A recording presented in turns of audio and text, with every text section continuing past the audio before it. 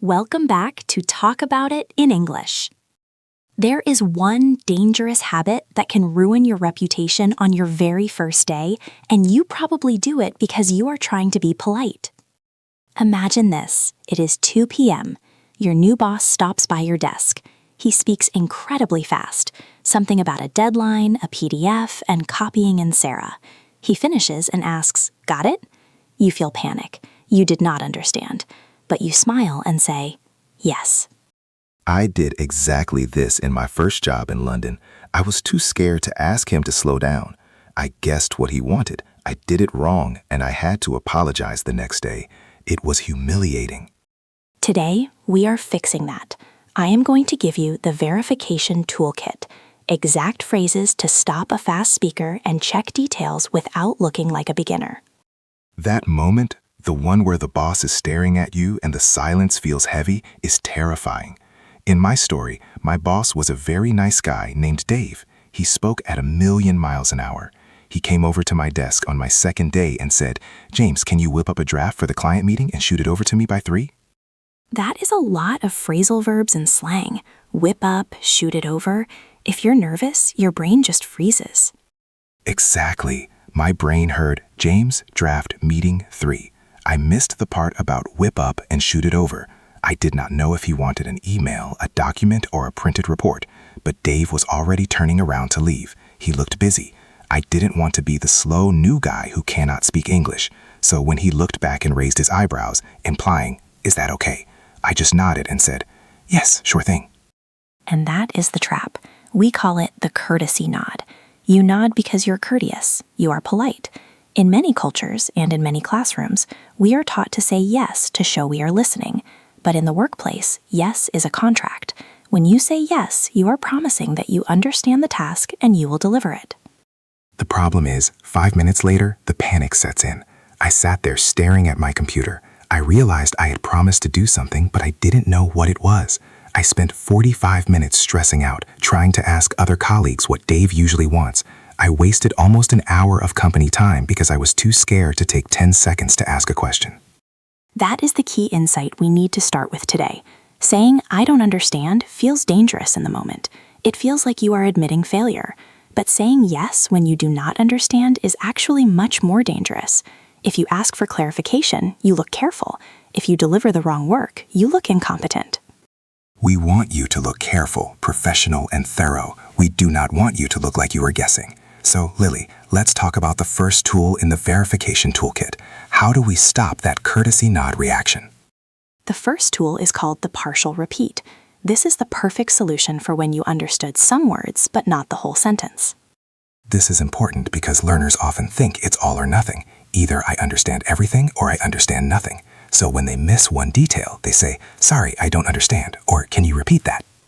The problem with "can you repeat that" is that it makes it sound like your English is bad. It sounds like you heard 0% of the message. The boss thinks, "Oh no, I have to explain the whole concept again from the beginning." Right, it feels exhausting for the speaker. But the partial repeat shows that you were listening. You repeat the part you did understand, and you ask a specific question about the gap. This proves you have good listening skills, you just missed one detail. Let's go back to my example with Dave. He said, "Can you whip up a draft and shoot it over to me by 3?" If James used the partial repeat, he could say, "I got the part about the draft for the client meeting, but how did you want me to send that?" Listen to that difference. I got the part about the draft. That tells the boss, I am smart, I am listening, I am with you. Then the question is very small. How do you want me to send that? Exactly. It changes the dynamic completely. You are not a confused student asking a teacher for help. You are a colleague clarifying a detail. Let's look at another example. Imagine a colleague says, "We need to finalize the budget before the Q3 review starts next Monday." That is a fast sentence. Finalize, budget, Q3 review, Monday. Maybe you heard budget and Monday, but you missed Q3 review. A beginner would say, "Sorry," or "Please repeat." A master of the partial repeat would say, "I heard we need to finish the budget by Monday, but what review was that for?" Yes, I heard blank, but blank. This is a sentence pattern you need to burn into your memory. I heard X, but blank. Or, I caught the part about X, but question. Caught is a nice natural verb here. I caught the part about the meeting time, but which room is it in? Let's practice this. I am going to act as the busy boss. I will give you a fast instruction. I want you, the listener, to think about how you would use the partial repeat. Here's the situation.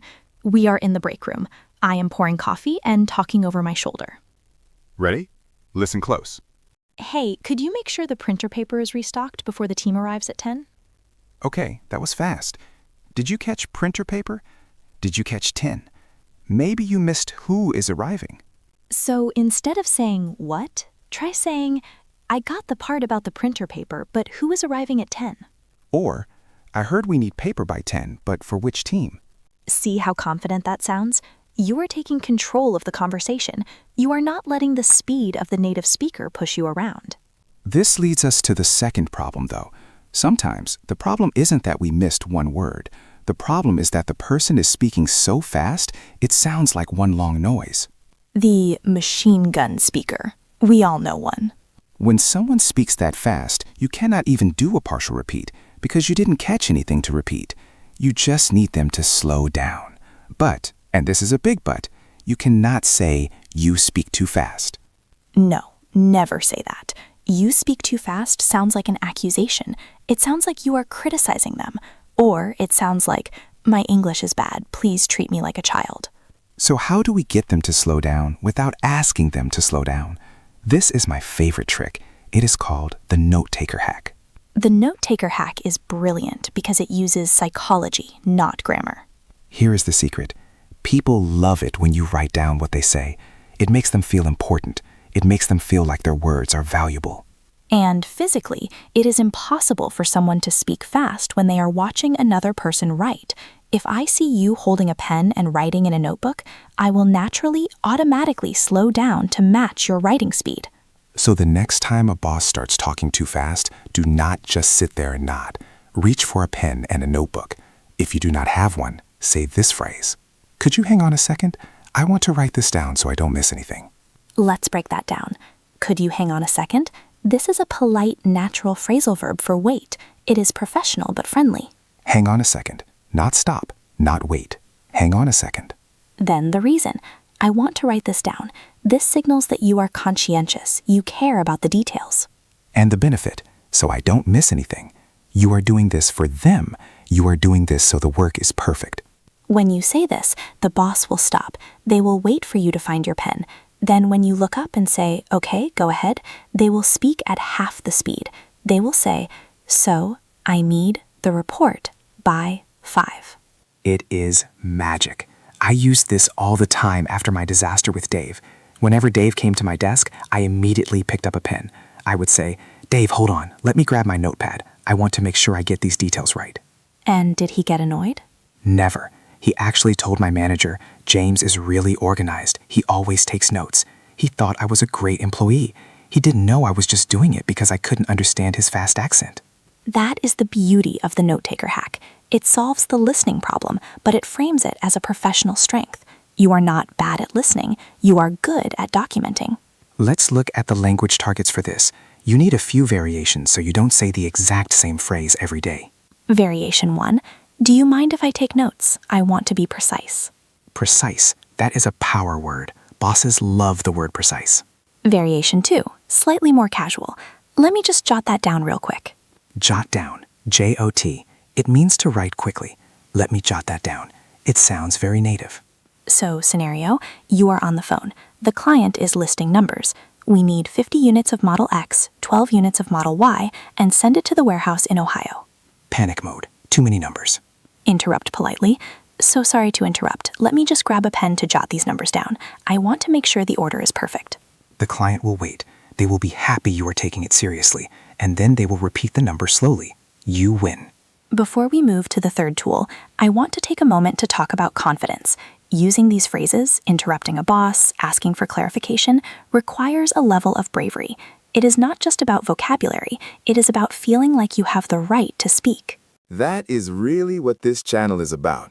We are not just teaching you words, we are trying to build the mindset of a confident English speaker. If you want to build this kind of confidence every week, make sure to subscribe to Talk About It in English. We release a new video every week, tackling a different part of your life, work, travel, relationships, giving you the scripts you need to handle them. We have a great community growing here, so hit that button if you want to join us. Now, let's move to the third tool in the Verification Toolkit. We have the partial repeat for missing details. We have the note-taker hack for speed. Now we need the verification sandwich. The verification sandwich. This sounds delicious. It is delicious because it makes awkward questions taste sweet. Sometimes you think you understood, but you are only 80% sure. You have a hunch, but you want to confirm. The problem is, if you ask, "Did you mean Tuesday?" it can sound a bit aggressive or direct. Or it sounds like you were not listening. Did you mean Tuesday? Yes, I just said Tuesday. So we sandwich the question between softeners. The bottom slice of bread is the softener.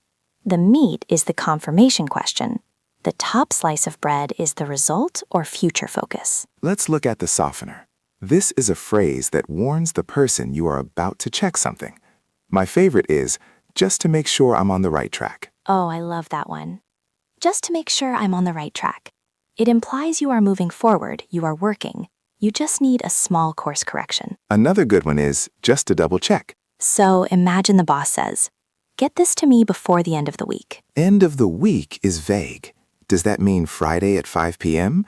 or Sunday night or Thursday? You need to know, but you don't want to ask when exactly. Use the sandwich. Softener, "just to double check." Question, "Did you need that by Friday close of business?" And you can add the result phrase, "so I can prioritize my schedule." Just to double check, "Did you need that by Friday close of business so I can prioritize my schedule?" This makes you sound like a project manager. You are managing expectations. Let's try another one. The boss says, "We need to fix the formatting on these slides." Fix the formatting could mean anything. Fonts, colors, layout? Use the sandwich. Softener, "just to be clear." Question, "Do you want me to match the company style guide?"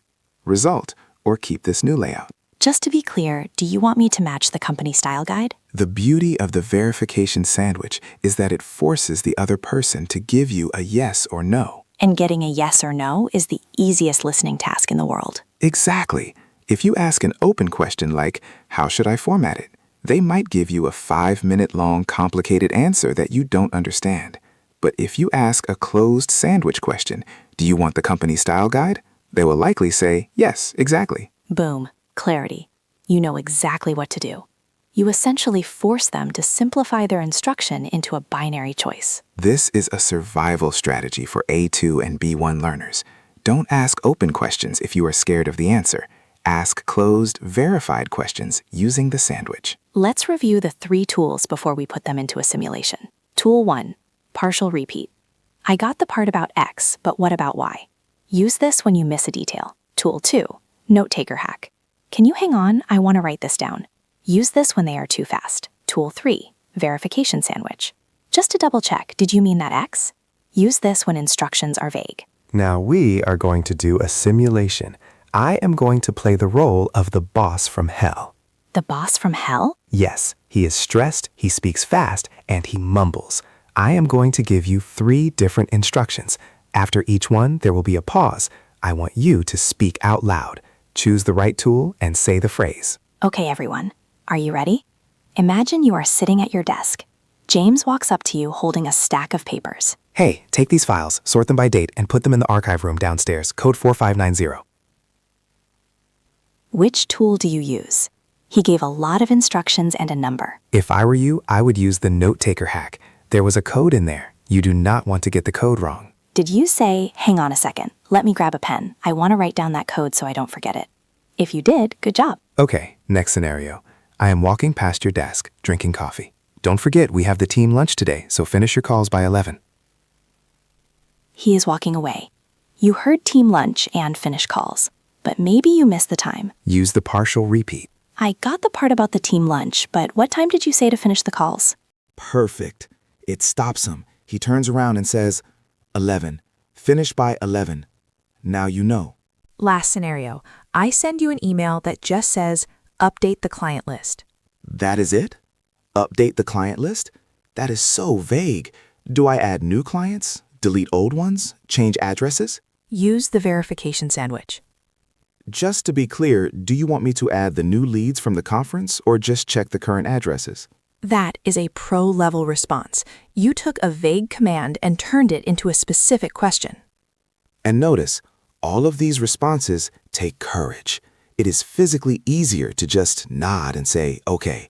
It takes energy to stop someone. It takes energy to ask a question. But the payoff is massive. When you stop the courtesy nod, you stop making mistakes. You stop spending your afternoons worrying and guessing. You also change how people see you. This is something I learned over time. When I was the yes man, nodding at everything, people thought I was nice, but they didn't trust me with big responsibilities because I would often get small things wrong. When you started asking questions? When I started saying, hang on, let me write this down, or just to double check, they started giving me bigger projects. They knew that if I didn't understand, I would tell them. They knew that if I said yes, it really meant yes. Trust. That is what you are building. You are building trust with your English. So here is your challenge for this week. It is a tough one. We call it the no-nod challenge. For the next 7 days, I want you to ban the word yes when you are unsure. If you understand 100%, sure, say yes. But if you are only 90% sure, do not nod. Instead, pick one word you heard and use the partial repeat. I heard Monday, but what time? Even if you think you know, practice the phrase. Try it with a barista at a coffee shop. Try it with a bus driver. I heard this bus goes to the center, but does it stop at the park? Get comfortable with the feeling of interrupting and clarifying. It will feel awkward the first time. It will feel empowering the second time. And remember, your English does not have to be perfect for you to be professional. Being professional means getting the job done right. And sometimes getting the job done right means asking, what did you say? You have the tools. Now go use them. Thanks for listening, and we will see you in the next episode. Bye, everyone.